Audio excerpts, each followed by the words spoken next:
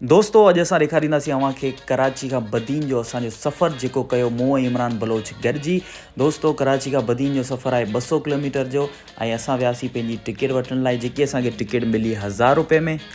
ऐं उन खां पोयां दोस्तों सफ़र शुरू थियण खां पहिरीं असां वरितियूंसीं केबिन तां सोपारियूं ऐं पाणी जूं बोतलूं। दोस्तों हीअ आहे बस जंहिंमें असीं कंदासीं पंहिंजो सफ़र ऐं उन खां पोयां असां रखियोसीं बस में पंहिंजो सामान। दोस्तों ये बस एॾियूं के लग्ज़री कोन हूंदियूं छो त हैंडमेडेड हिनो बस हूंदियूं आहिनि, हिन में बस नाले जो एसी हूंदो आहे। ऐं असीं वियासीं बस जे अंदरि ऐं ॻोल्हीसीं पंहिंजी सीट। असांजो सीट नंबर 7 ऐं 8 हो, जेको पोयां हो। ऐं पोइ पंहिंजो बैग रखियोसीं मथे। दोस्तों फैसल मोड्स जी लग्ज़री बसन में थींदो इहो, मथे पयल बटन दबाए सां ओॾी महिल तव्हांखां अची बस होस्टिस पुछंदी त तव्हांखे कंहिं शइ जी ज़रूरत त कोन्हे, पर इन बस में असांखां कंहिं कोन पुछियो। फाइनली दोस्तों बस कराची मां निकिती ऐं असांजो सफ़र थियो शुरू। ऐं इन बस में लोॾो तमामु घणो हो ऐं असां लुॾंदे लुॾंदे कयो पंहिंजो सफ़र शुरू ऐं लुॾी लुॾी तबाह थी वियासीं। दोस्तों शाम जो असीं पहुतासीं फाइनली ठठो बाईपास ऐं हुन पासे मूं जीअं ई निहारियो त मुंहिंजो यार इमरान बलोच निंड में धुत लॻो पियो हो।